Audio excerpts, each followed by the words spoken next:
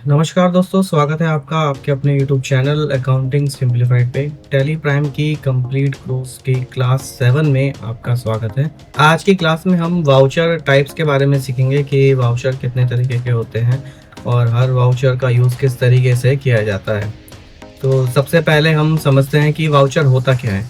आसान भाषा में कहें तो जब भी हम टैली में कोई भी फाइनेंशियल ट्रांजैक्शन दर्ज करते हैं तो वो जो है एक वाउचर के मीडियम से ही, मतलब वाउचर के माध्यम से ही एंट्री करी जाती है। ठीक है, टैली की एंट्री जो है, कोई भी आप एंट्री करेंगे वो किसी ना किसी वाउचर के थ्रू ही होगी। अब सवाल ये आता है कि वाउचर जो है सारे इतने, मतलब डिफरेंट डिफरेंट टाइप के वाउचर की ज़रूरत क्या है? क्या एक ही वाउचर से काम नहीं चल सकता?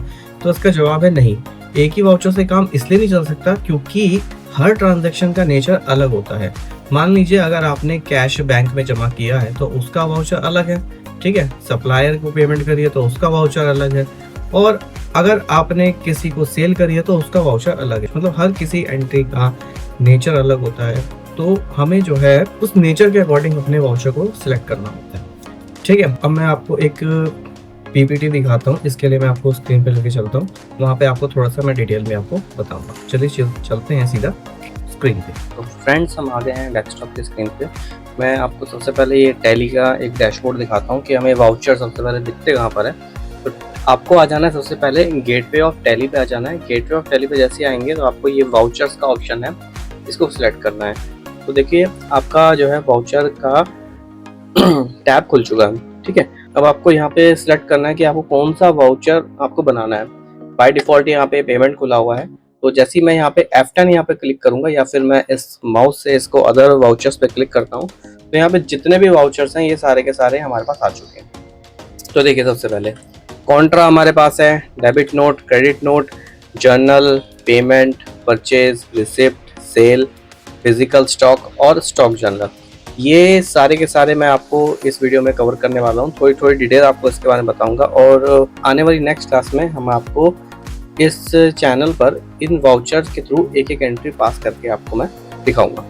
तो सबसे पहले कॉन्ट्रा आता है। मैं आपको एक पीपीटी यहाँ पे ओपन करके दिखाता हूँ। मैंने एक पीपीटी क्रिएट करी थी।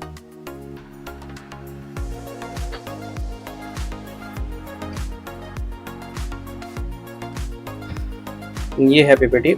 आप यहाँ पे देख सकते हैं कि ये इसको छोड़िए, क्लास 2 में आते हैं। इसके वाउचर मैंने आपको बता दिया वाउचर क्या है।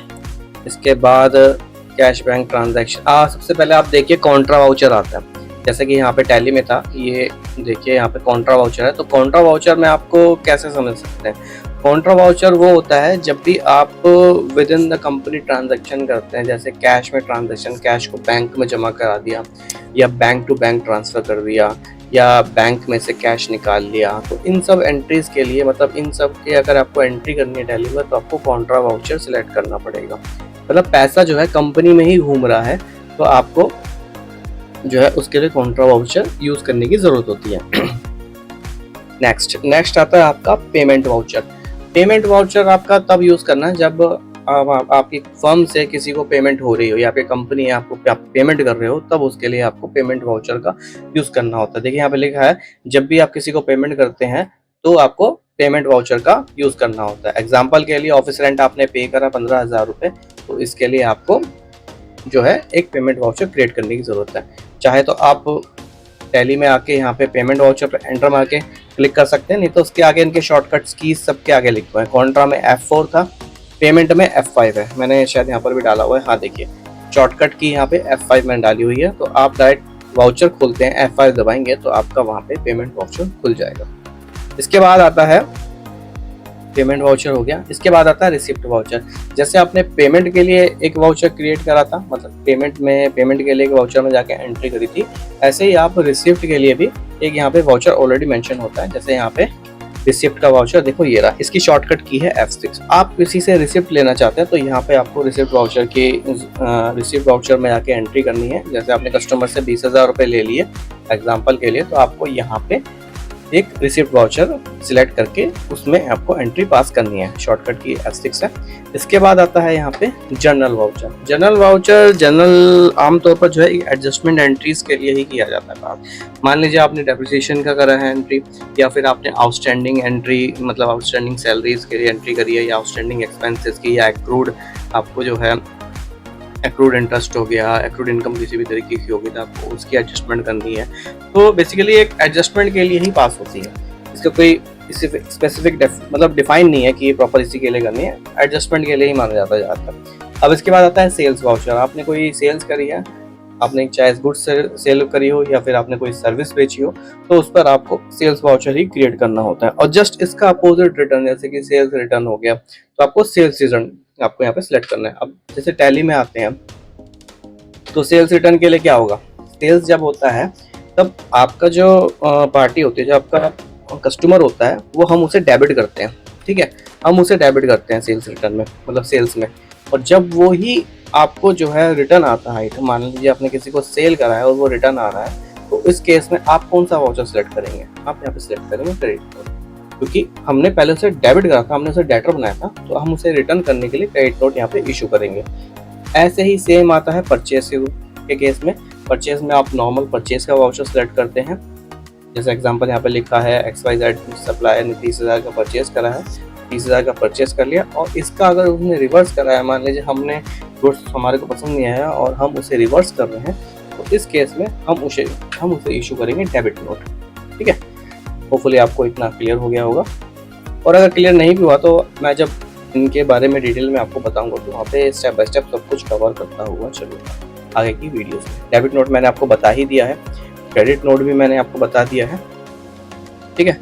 इसके बाद ये सारे वाउचर यहाँ पे ख़त्म हो गए हैं, यहाँ पे समरी आ गई है, और वापस टैली में आते तो यहाँ पे आप देख सकते हैं, यहाँ पे ये फिजिकल स्टॉक है और ये स्टॉक जर्नल है। ये मैं आपको ऐसे बताऊँ कि आप इसको ऐसे समझ सकते हैं, मान लीजिए आपके गोडाउन में कुछ गुड्स हैं, मान लीजिए 100 आपके पास गुड्स पड़े हैं, लेकिन आपने वेरिफिकेशन करी है, लेकिन जब आप उसे वेरीफाई करते हैं आपके पास एंट्री यहाँ पे दिख रही है टैली में 100, और लेकिन निकलते हैं आपके पास 80, तो उस समय आपको पता नहीं है कि भाई ये 20 गए कहाँ, ठीक है। तो आप उसको एडजस्ट कैसे करेंगे, ठीक है। आप या तो आपसे गलती हो गई है कि आपने 100 दिखा रखे हैं, ठीक है, एक्चुअली में वो 80 ही हैं, तो उसको कैसे करेंगे।